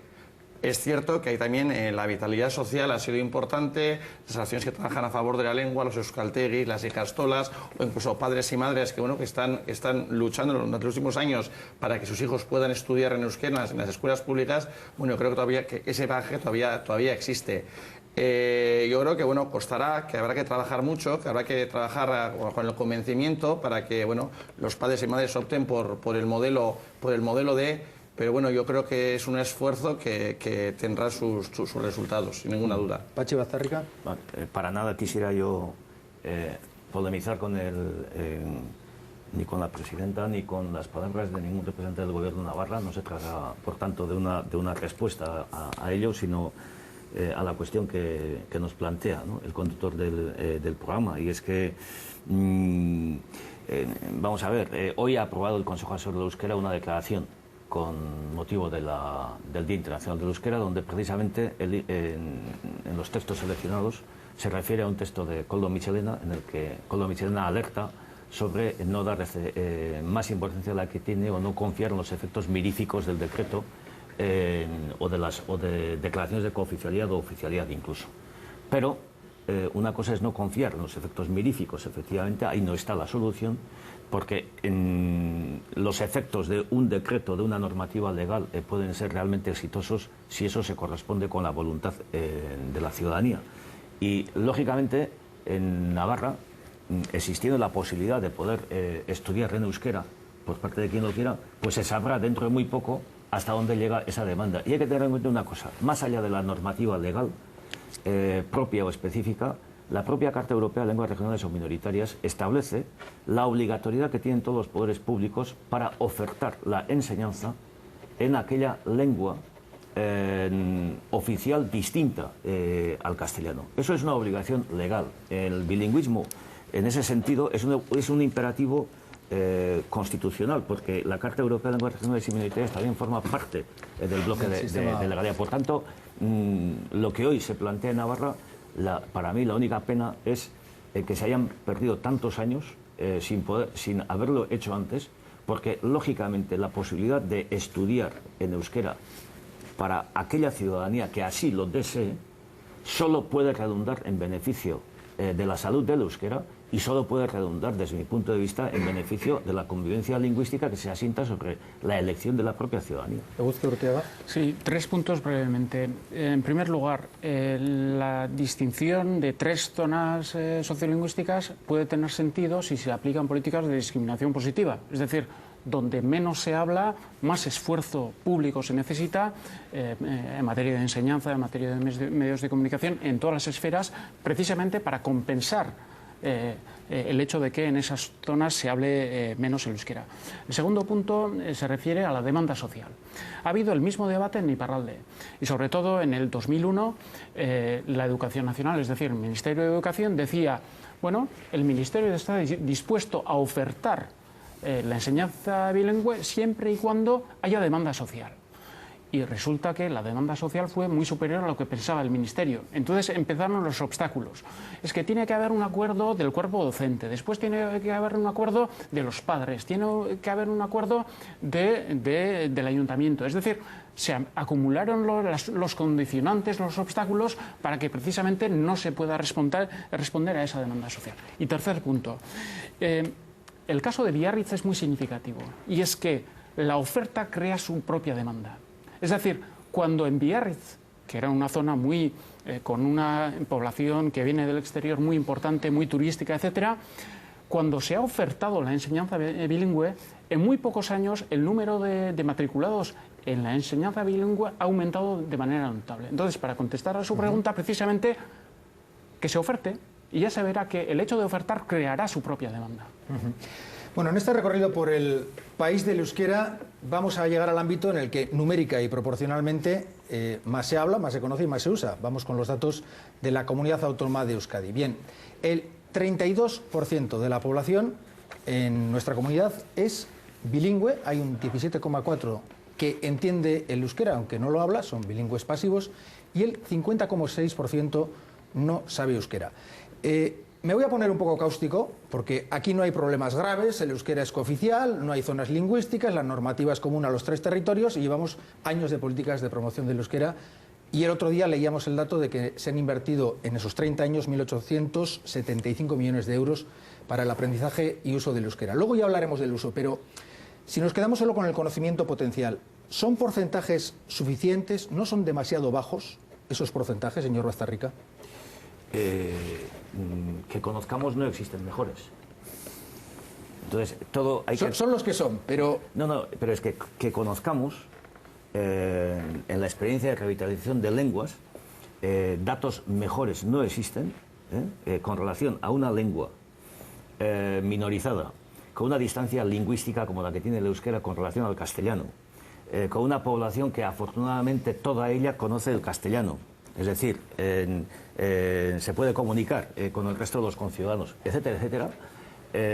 La experiencia de un crecimiento de medio punto de manera sostenida, continuada, ininterrumpida durante 30 años, de medio punto anual, es decir, 14 puntos y medio, 15 puntos, porque estos datos son el 36,4% de la población es bilingüe si hablamos de 5 o más años, los de la encuesta sociolingüística son de 16 o más años, y un 19% de población bilingüe pasiva, cuando hace 30 años era el 20%, es que son datos, en lo que al crecimiento de ese conocimiento se refiere, son datos espectaculares. Esto quiere decir que el futuro del euskera está garantizado como una lengua viva, porque nuestro objetivo no es únicamente mantenerlo como lengua, sino mantenerlo como lengua viva, es decir, utilizada para las distintas funciones, desde las más afectivas hasta las más formales. ¿Eso está garantizado? No. Eso depende de lo que hagamos. La supervivencia del euskera a 2 o 3 generaciones vista, hace 30 años, en la Comunidad Autónoma de Euskadi no estaba garantizada. Nos jugábamos la supervivencia hace 3 décadas aquí. Hoy, a 2 o 3 generaciones vista, que ya es predecir, ¿verdad? Pero vamos a predecir, a 2 o 3 generaciones vista o a 2 generaciones, la supervivencia del euskera no está en peligro. Pero claro que no está para nada asegurada la vitalidad del euskera. El que sea una lengua viva, de uso natural y normalizado para las distintas funciones. Es ahí donde nos jugamos, desde mi punto de vista, el futuro. Es decir, en que toda la potencialidad de conocimiento que tenemos, cómo lo transformamos en uso. en los distintos ámbitos. Es ahí donde nos jugamos la partida. Bueno, lanzo la pregunta al resto de la mesa. ¿Comparten la valoración que hacía el viceconsejero de Política Lingüística, el señor Bastarrica? ¿Esos porcentajes qué les parecen? El trabajo que se ha hecho hasta ahora da esos porcentajes. Más opiniones. Bueno, yo creo que a todos nos gustaría, o a muchos nos gustaría por lo menos que esos números fueran mejores, que esos porcentajes fueran mejores, pero yo desde luego no olvidaría de dónde venimos, ¿no? Y de que estamos hablando de la recuperación de una lengua, de un proceso que desde luego para nada es ni rápido ni inmediato. Venimos pues de dónde venimos de las escuelas del franquismo, venimos de hace 40 años de unas ikastolas ilegales y venimos pues de una trayectoria con unas instituciones en parte del territorio de Euskal Herria que vienen del año 78, ¿no? Entonces yo creo que eso en números absolutos de lengua para nada es una cantidad significativa, aunque como digo, pues se ha hecho un esfuerzo y sí que pues quizás nos gustaría que hubiéramos adelantado más, pero bueno, volviendo un poco con el símil que ya hemos puesto antes, todavía las mujeres conseguimos el derecho a votar en 1932-34 en España y todavía hoy estamos hablando de malos tratos y mujeres asesinadas, ¿no? Quiero decir que también haya habido una serie de políticas pues amplias de fomento y todavía estamos donde estamos, ¿no? Quiero decir, los procesos sociales son procesos lentos que todos debemos pues coadyuvar a esos cambios sociales tanto desde el punto de vista institucional como desde el punto de vista social, y es un reto que se nos plantea a toda la sociedad, no es únicamente un marco legal, sino que es toda la sociedad y no solo los vascoparlantes que formamos parte de esa sociedad los que tenemos que adherirnos a ese reto. Yo creo que es toda la sociedad y es a todos a los que nos beneficia ese proceso. Xavier Epalza, ¿me había pedido la palabra? Sí, bueno, yo quería puntualizar y evidentemente lo que ya ha comentado Pachi es así, y lo que comentaba Elena, son datos, entiendo que espectaculares. Yo no soy experto en sociolingüística, pero yo creo que estos procesos, sobre todo en la sociolingüística comparada, son procesos muy lentos, pero muy lentos. La desaparición, en cambio, es lo contrario, es muy acelerada y se ha visto en Navarra y en Iparralde en su momento por diferentes factores. Yo entiendo que es algo espectacular, y en Navarra, y estoy convencido que si se dan la aceptación social la tenemos de una forma relativamente amplia, si se dan unas políticas lingüísticas, un marco legal y después unas políticas lingüísticas, vamos a tener en un plazo relativamente corto pues una recuperación muy importante y vamos a llegar a situaciones parecidas de otra forma, pero situaciones parecidas. Pero bueno, pues así. Decía Xavier que no es experto en sociolingüística, en números creo que sí, ¿verdad?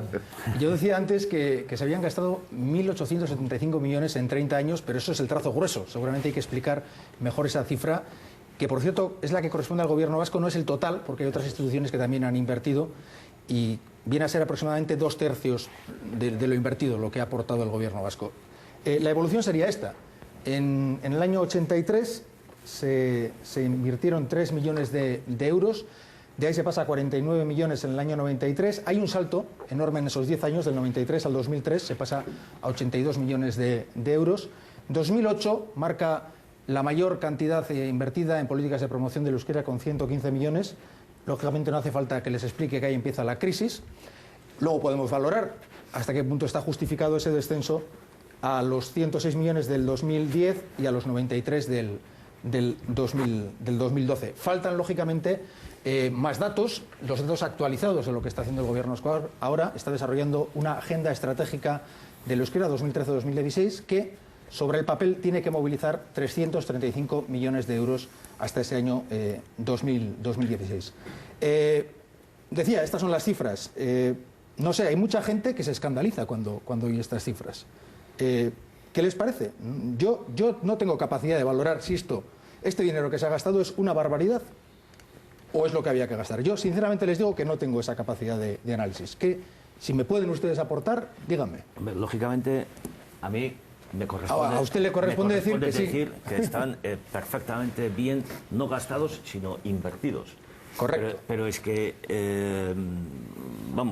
estoy absolutamente convencido de que es una muy buena inversión, porque al final es invertir en convivencia. Cuando estamos hablando de lenguas, No hablamos ni de lenguas, ni del euskera, ni del castellano. En realidad estamos hablando de las personas que hablamos y utilizamos las lenguas. Y por tanto estamos hablando de cómo organizamos nuestra propia convivencia. Si queremos que nuestra convivencia sea una convivencia en la que la igualdad de oportunidades, también en los usos lingüísticos, sea lo más amplia posible, si queremos una convivencia en la que la libertad lingüística efectiva, la libertad de opción lingüística sea lo más amplia posible, es que necesitamos promocionar el uso del euskera sencillamente porque es la lengua más débil. Para trabajar por la igualdad hay que tratar de manera desigual a los que son desiguales, precisamente para alcanzar esa situación de igualdad. Eso exige políticas de promoción. Es muy importante, desde mi punto de vista, en ese sentido, más allá de las trifulcas que de vez en cuando, muchas veces más por intereses partidistas de cómo les gasto al gobierno o cómo caigo mejor. En verano pasado se montó una gordísima. O cómo caigo mejor a una parte de mi parroquia, etcétera, etcétera. Más allá de esas trifulcas que son absolutamente, desde mi punto de vista, lamentables y muchas veces muy injustas, yo prefiero quedarme, por ejemplo, con que la declaración institucional en el Parlamento Vasco en relación al Día del Euskera ha sido aprobada por unanimidad precisamente esta semana pasada, donde se habla de la necesidad de llevar a cabo políticas lingüísticas de promoción del uso del euskera, donde se habla de la necesidad de una ciudadanía plurilingüe porque eso beneficia a la convivencia democrática y a la cohesión social, donde habla de la necesidad de que se impulse activamente la promoción del uso del euskera, y es una declaración institucional aprobada por unanimidad de todos los grupos del Parlamento. Yo creo que esa es la vía, pero lo que se está invirtiendo, vamos a ponerlo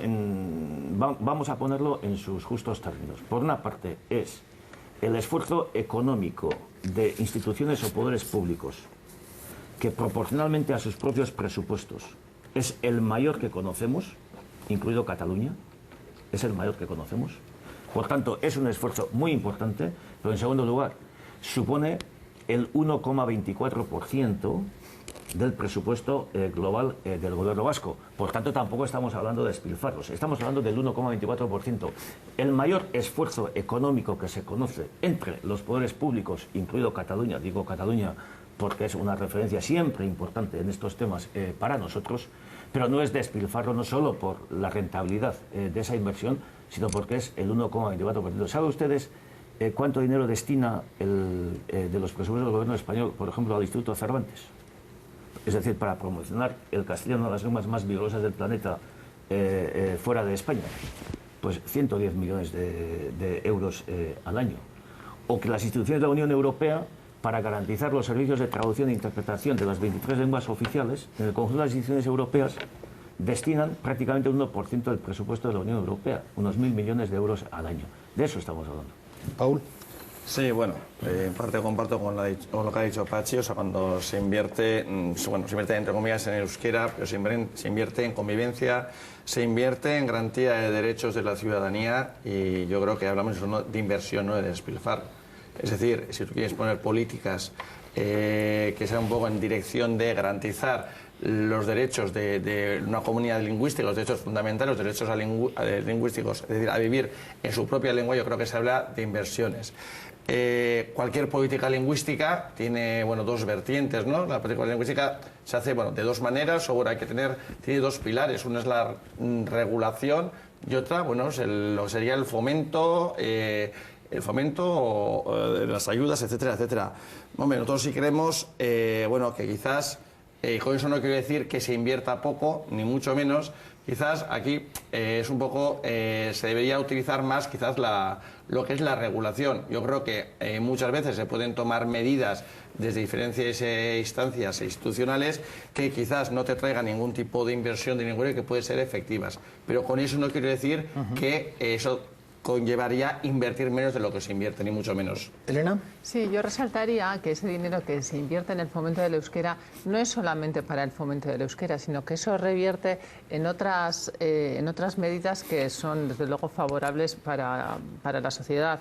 Y voy a poner ejemplos. Por ejemplo, son actividades formativas, actividades que, por ejemplo, nuestras asociaciones están realizando en temas de tiempo libre, en temas de formación de chavales, de jóvenes, no es solo la promoción del euskera, es que además se está dando una formación, pero también son actividades pioneras en muchos casos, como es el caso, por ejemplo, de medios de comunicación locales que se están derivando en parte de estas ayudas al euskera y gracias a esta promoción del euskera, pero que revierte en una cohesión, en una comunicación de la sociedad que bueno, pues que de alguna forma se está expresando y está yendo adelante de esta forma. Pero también son medidas vanguardistas, como por ejemplo las actividades que se están dando a nivel de Internet, de Twitter, de comunidades, de blogs, que por ejemplo en este pueblo no se están dando en castellano, se dan en euskera, pues porque ha surgido ese movimiento alrededor, por una parte, de la actividad social que hay y ayudada siempre por una subvención del euskera. Y al final a lo que contribuye esto es a una cohesión social. Por ejemplo, actividades que se están haciendo para acogida de los inmigrantes, ¿no? Se están haciendo desde el euskera, que también se puede decir, pues es un dinero que va al euskera, pero no es solo para el euskera, es para la acogida y la cohesión y para la convivencia al final de todos. Entonces, no es solamente la promoción de la lengua, sino que es toda una serie de actividades que revierten en beneficio de la sociedad en todas estas vertientes. Más opiniones, Quique. Yo creo que hay que resaltar que a pesar de todo, hay mucha gente que ha pagado mucho dinero por aprender el euskera, que en principio además debería de haberlo tenido prácticamente gratis. Es una lengua oficial que todavía hoy en día la gente tiene que pagar, está poniendo dinero de su bolsillo por aprender, y una gran parte de ese dinero precisamente se ha destinado a que, digamos, ese aporte económico sea el menor posible. Claro, ahí tenemos la diferencia con Cataluña. Aprender euskera o aprender catalán desde el castellano cuesta muchísimas menos horas. Otra gran parte de ese dinero se ha destinado a formación de profesorado. Y pese a que hemos tenido esos resultados, también estamos viendo que el uso del euskera muchas veces todavía no es el que quisiéramos entre los niños, niñas y jóvenes, para lo cual también hay que capacitar a profesionales, a monitores que están alrededor de estos niños, niñas y jóvenes, para lo cual también se necesita dinero. Y en este caso creo que es la gran diferencia que tenemos, por ejemplo, con el caso catalán, en el cual el aprendizaje de la lengua es mucho más cercano, el número de hablantes es mayor, con lo cual si nosotros queremos tener material necesitamos también una inversión mayor. Es decir, si nosotros tenemos 100.000 posibles compradores o 100.000 posibles televidentes y en catalán tienen 14 millones, las posibilidades que tenemos son mucho menores. Con lo cual hay un esfuerzo económico también que se debe hacer. Es por lo cual, pese a que los datos son buenos, creo que es el momento de también insertar un término en las políticas lingüísticas, y es impulsar. Creo que es el momento de impulsar todo lo que hemos logrado. Creo que hemos logrado tener un nivel de conocimiento ya bastante generalizado entre los niños, niñas y jóvenes, pero sí tenemos también un peligro, y es el peligro de que ese mejoramiento, digamos, de los niveles de conocimiento no se corresponda luego con unos niveles de uso que luego, digamos, traigan no voy a decir una ralentización del proceso de normalización. Y es por eso que creo que al valorar estos números, yo los valoraría como unos números mínimos que nos han llevado a unos resultados considerablemente buenos, pero que en este momento tenemos que optimizarlos. Vamos a hablar del uso, que es un tema absolutamente fundamental, pero Facu me había pedido también la... Era un poco al hilo de lo que comentaba Elena y Quique. A mí me parece muy importante, no solo que es una inversión en un aprendizaje, en cultura, sino totalmente en integración. Yo tengo dos ejemplos muy cercanos de cómo padres y madres que no saben euskera, pero que a través de sus hijos les llegan material escolar a su casa que dice Osatu Esaldia, completa Esaldia, y que tienen que llamar a otros padres para confirmar si entendieron bien lo que entendían para poder hacer la tarea con los hijos. Y hay ejemplos, Sendi, que es una actividad o una promoción con padres para hacer actividades en euskera, en Guecho, me parece importantísimo porque permite a los padres meterse en el mundo cotidiano de sus hijos y de su entorno del euskera. Y otro ejemplo también, hay otra actividad que es el vecino de al lado, que es en función de muchos edificios, en muchas ciudades, ámbitos urbanos, donde la relación con el vecino de al lado, que uno sabe que vino de afuera, o que vino de otro país, o que vino de otra provincia, muchas veces es nula, pero que permite acercarse a su casa, acercarse a su cultura, y ahí entra en juego muchas veces el idioma que utilizamos uno o que utilizamos nosotros. Y ahí hay una confluencia de las culturas y de las realidades de cada uno. En este repaso que estamos haciendo por el país del euskera, queremos ahora profundizar en dos elementos que ya han ido saliendo de alguna manera en el debate. La transmisión de la lengua hacia las nuevas generaciones y también la incorporación de los nuevos hablantes. Y para acercarnos a ese tema nos ha parecido interesante entrevistar a Paula Casares. Ella es sociolingüista, es filóloga y profesora de la Universidad Pública de Navarra. Y la profesora Casares lleva años impartiendo charlas a padres y madres que no son vascoparlantes, pero que optan por matricular a sus hijos en modelos en euskera. Y en esas charlas y en su actividad investigadora sobre la transmisión del euskera en algunas zonas de Navarra, ella ha llegado a conclusiones que nos han parecido muy interesantes. Paula Casares, bienvenida al Dilema. Gracias. Usted es filóloga e imparte charlas a padres no euskaldunes que en cambio quieren euskaldunizar a sus hijos.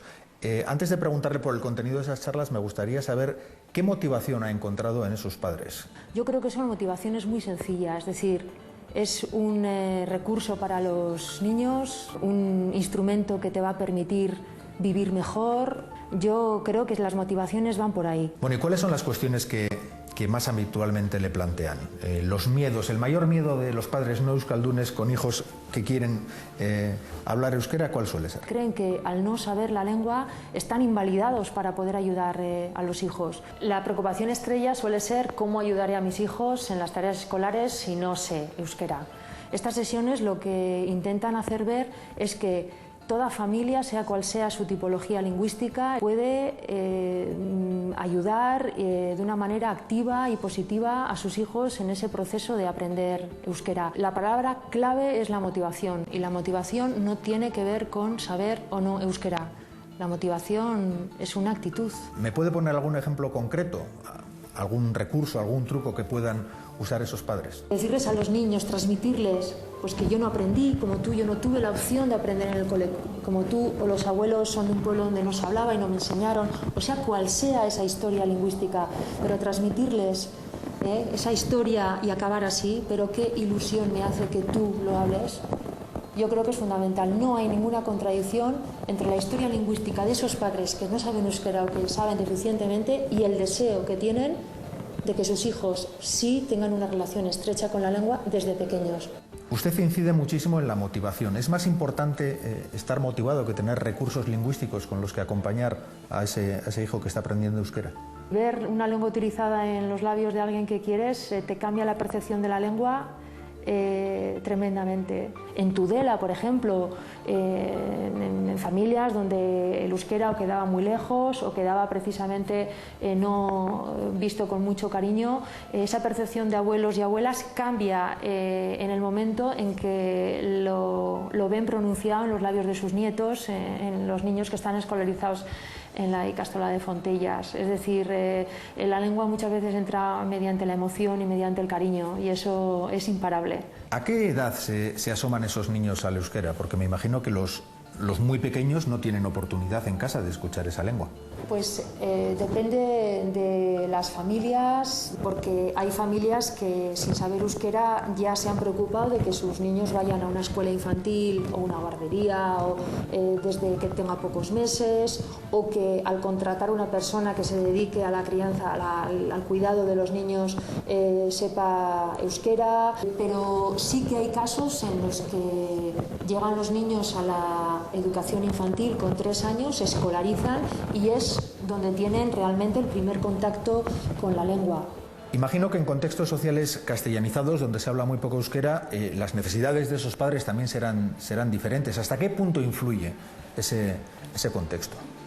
Sí, los niños se convierten en hablantes de una lengua no solamente por el entorno familiar. Para familias que viven en un entorno muy castellanizado y que además en casa no pueden utilizar la lengua, pues porque los padres no la saben, claro, el entender que la escolarización es fundamental, pero que con la escolarización no basta, que el niño necesita una vivencia del euskera extraescolar, fuera del ámbito escolar, que es necesario además que todo ese aprendizaje que hace escolar sea interiorizado en entornos lúdicos, es fundamental. Y eso, desafortunadamente, no es igual de realizable en localidades donde el euskera tiene una oferta social amplia que en localidades donde existe una escuela, una pequeña ikastola y donde no hay mucha oferta de tiempo libre, o la que hay es sobre todo en castellano, y los padres tienen que ser mucho más imaginativos a la hora de ofertar opciones de uso hacia la lengua. También incide usted mucho en el papel de los hijos a la hora de transformar todo el contexto familiar para hacerlo abierto a otra lengua. ¿Por qué es tan importante el papel de los niños? Porque hemos entendido que la continuidad generacional del euskera se basaba en una transmisión de arriba abajo, de adultos a niños, sean padres, niños, profesores, alumnos.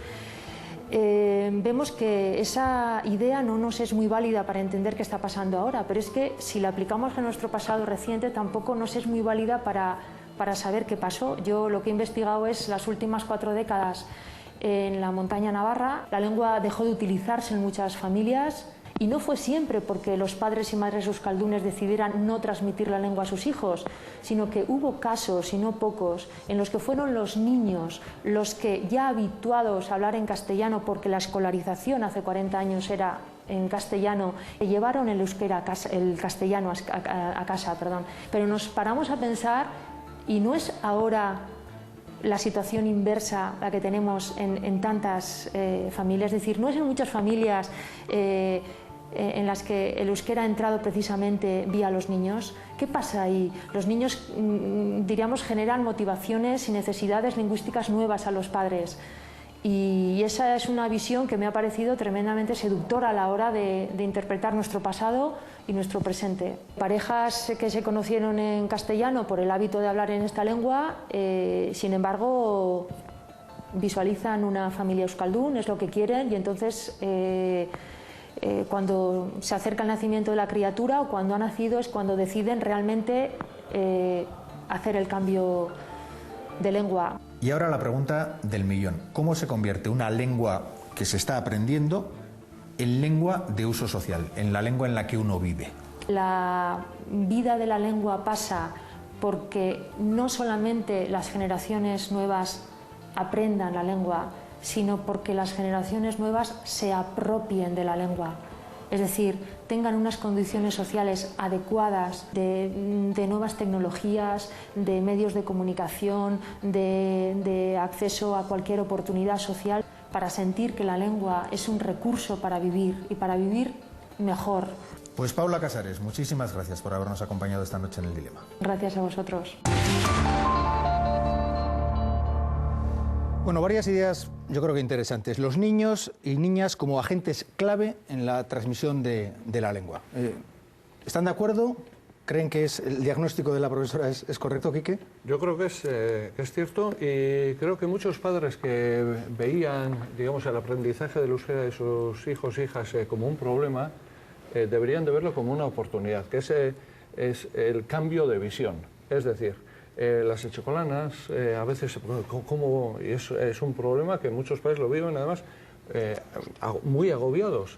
A mí, que también me ha tocado dar conferencias de este tipo, les decía, bueno, tranquilos, primeramente tranquilos, vais a poder ayudar en lo que podéis ayudar. Normalmente, si no sabéis inglés, no vais a poder ayudar en inglés.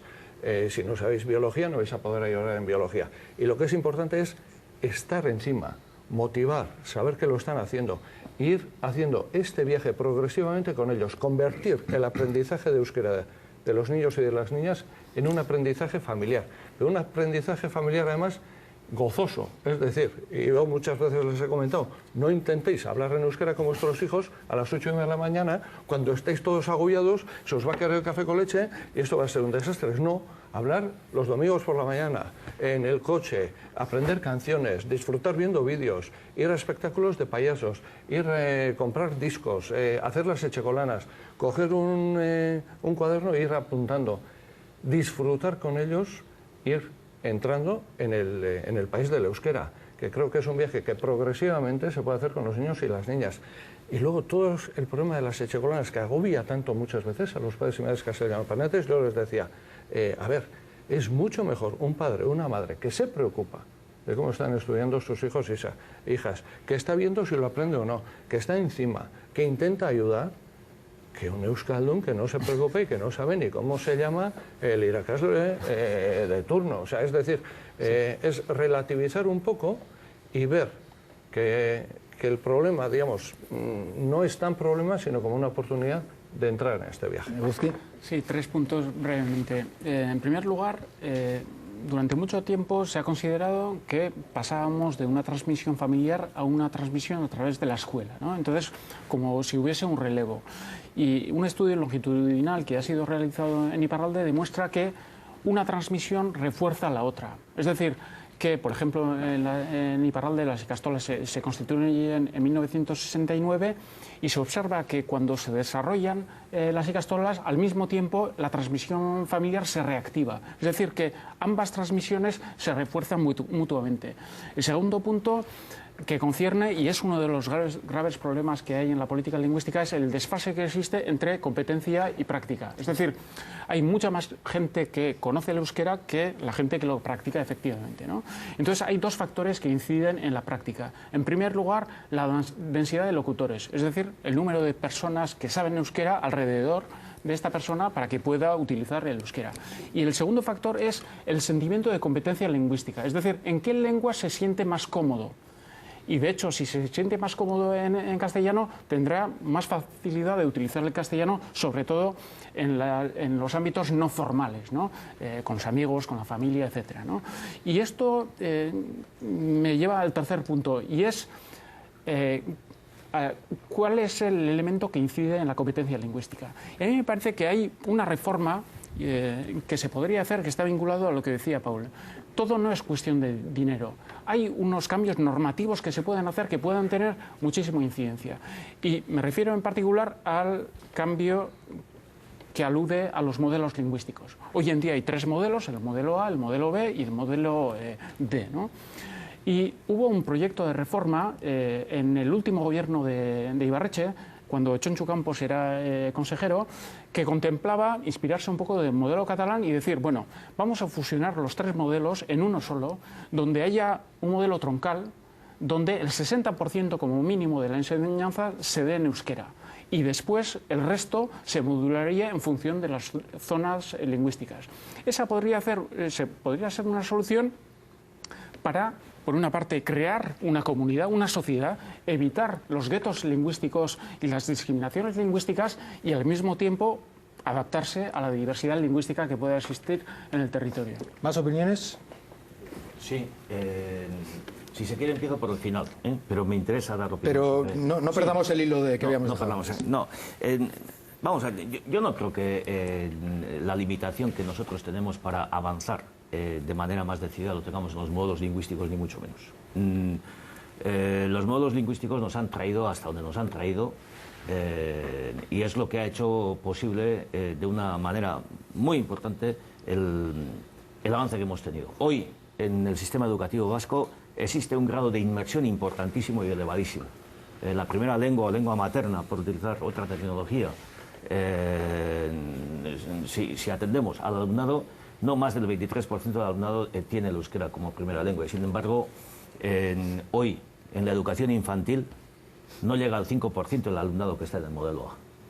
Y en toda la educación obligatoria no sobrepasa el 10% del alumnado que está en el modelo A. Entonces, fijémonos qué grado de inmersión tenemos. Yo creo que las limitaciones van en otro sentido, y es que igual tenemos un modelo educativo, o un sistema educativo, mejor dicho, perdón, donde predomina claramente el modelo D y le sigue el modelo B, pero lo que tenemos es una sociedad más del modelo A.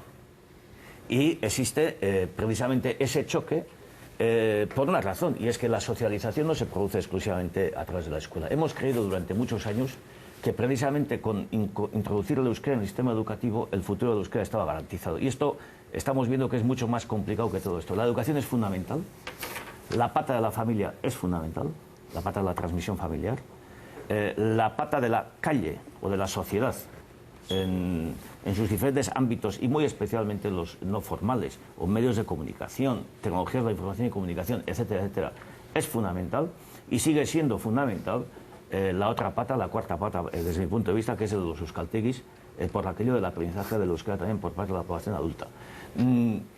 Todas estas patas son absolutamente necesarias, pero ninguna de ellas es suficiente.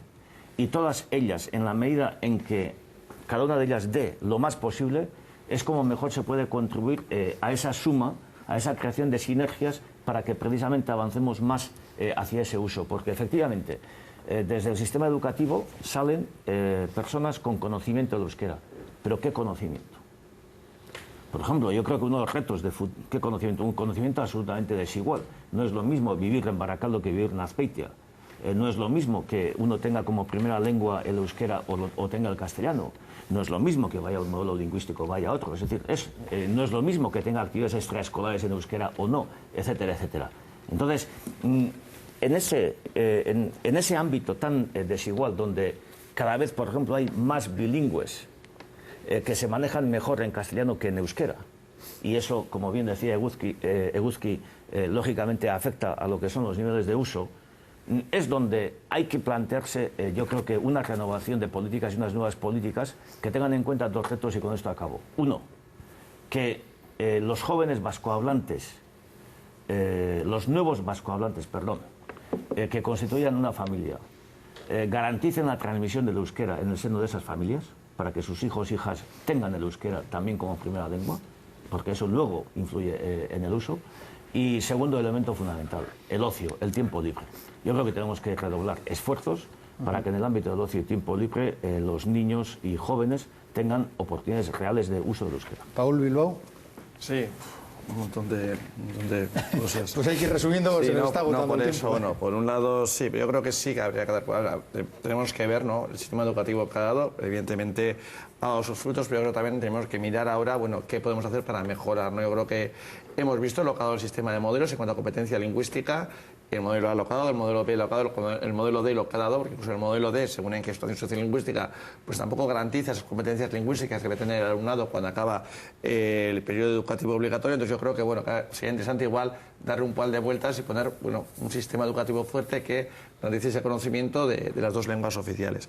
A mí, un poco al hilo de lo que ha dicho Paula, me ha gustado cuando ha dicho que una cosa es aprender y otra cosa es apropiarse de la lengua. Yo creo que ahí ha dado en el clavo, ¿no? Porque a fin de cuentas el conocimiento, el uso, bueno, el conocer una lengua bien, pero luego hace falta espacios para poder usar esa lengua. Yo creo que es ahí donde debemos incidir un poco, esa necesidad de usar esa lengua, ese prestigio que debe tener esa lengua. Yo creo que se habla mucho también del prestigio de la lengua y cómo se consigue que una lengua llegue a tener prestigio para que haga que ese conocimiento se convierta en uso y que ese no conocimiento se convierta en conocimiento para que luego sea uso.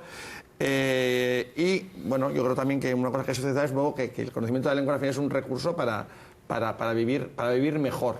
Es decir, esa idea yo creo que también es una idea que deberíamos extenderla. Pero bueno, yo creo que conocimiento, uso, bien, debemos dar el salto, pero para ello se tienen que dar otros condicionantes para que, verdad, ese conocimiento se convierta en uso y, importante, ese no conocimiento se convierta en conocimiento. Elena.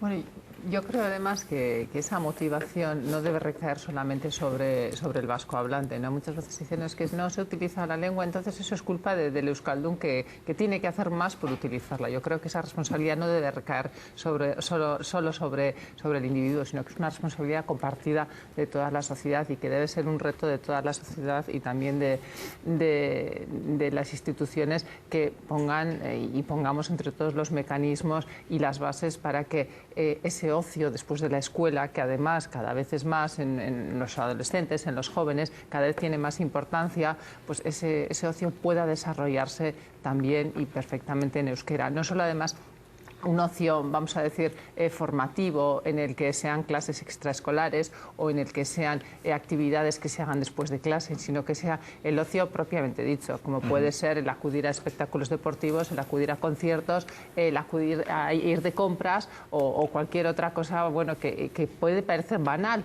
pero claro que en este momento prácticamente se desarrolla en una única lengua que no es el euskera. Xavier. Sí, no, yo quería incidir un poquito, sin más, en lo que estáis comentando y reforzar.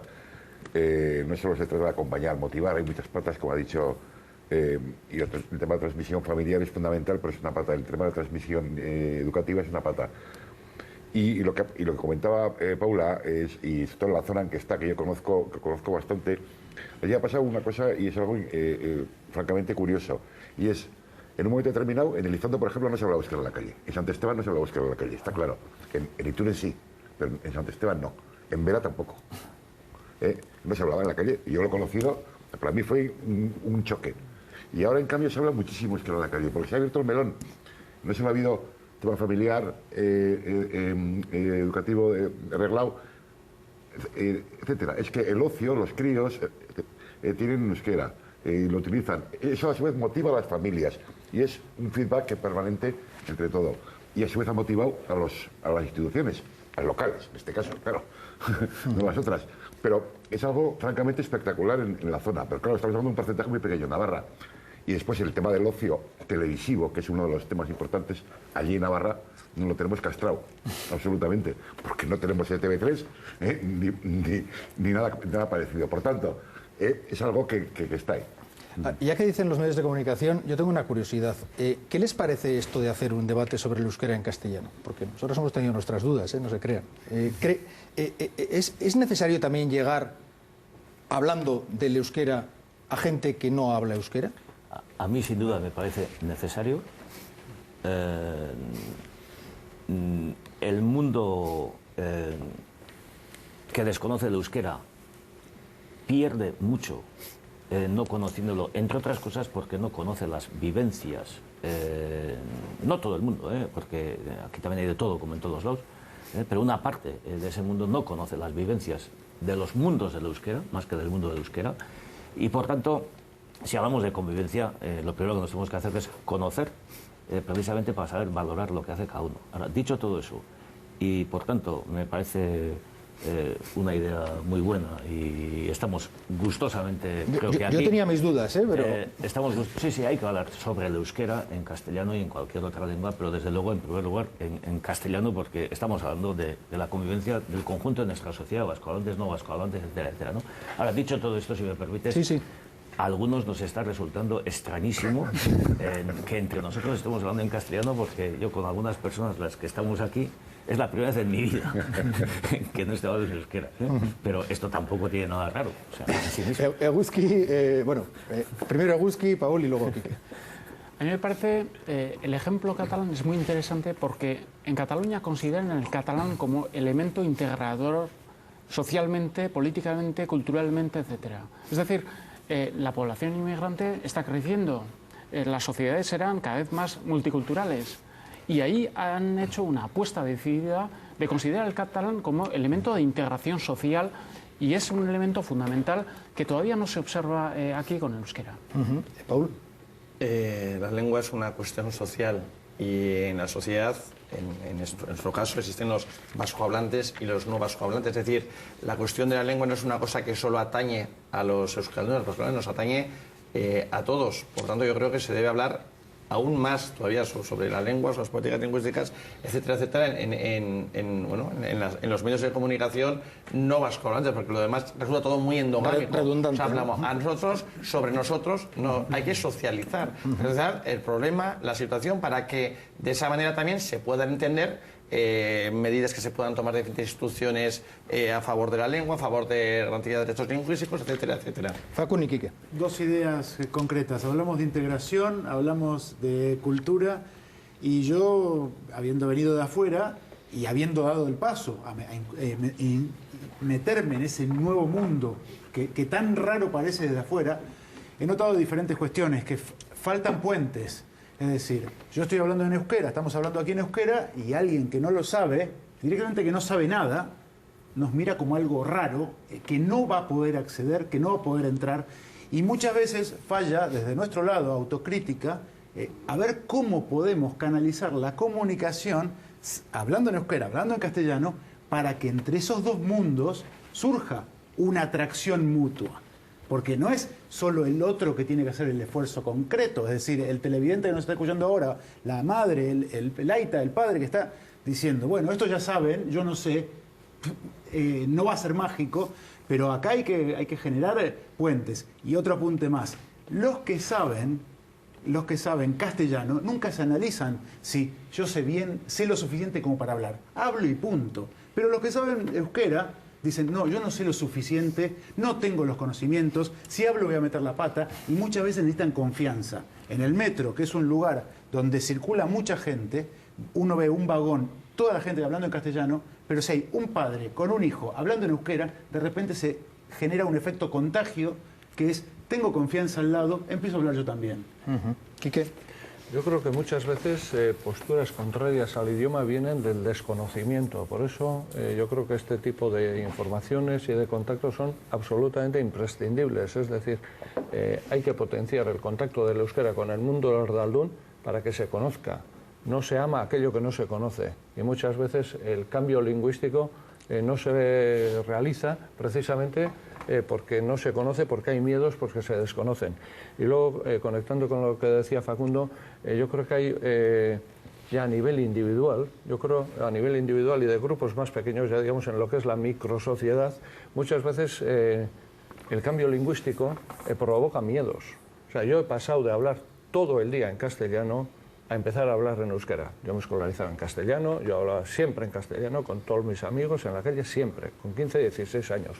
Sé lo que es el cambio lingüístico persona a persona. Y cuesta mucho. Y eso solo se puede realizar exteriorizándolo, hablando de ello. Y muchas veces en este país se habla de las lenguas, se habla del euskera, pero no hablamos de nuestra comunicación lingüística, en familias, en parejas, en grupos. Y creo que eso tenemos además que exteriorizarlo, que perder miedos, perder vergüenzas, animarnos y ver que el cambio lingüístico es también progresivo. Es decir, nunca se pasa del 0 al 100. Y en ese cambio lingüístico creo que dos puntos importantes son perder la vergüenza, no se puede aprender un idioma sin meter la pata, y luego ir avanzando poco a poco. Pues lo vamos a tener que dejar aquí porque nos hemos ventilado, con perdón de la expresión, que no sé si está muy bien dicha en castellano, pero bueno, hemos consumido nuestro tiempo y tenemos que despedirnos ya. Gracias a todos por sus aportaciones, les agradezco muchísimo su presencia esta noche y a ustedes esperamos encontrarles no dentro de 7 días, sino de 14. El lunes que viene nos tomamos un pequeño descanso, que es fiesta. Eskerrik asko horregoteagatik eta beste bat arte, agur.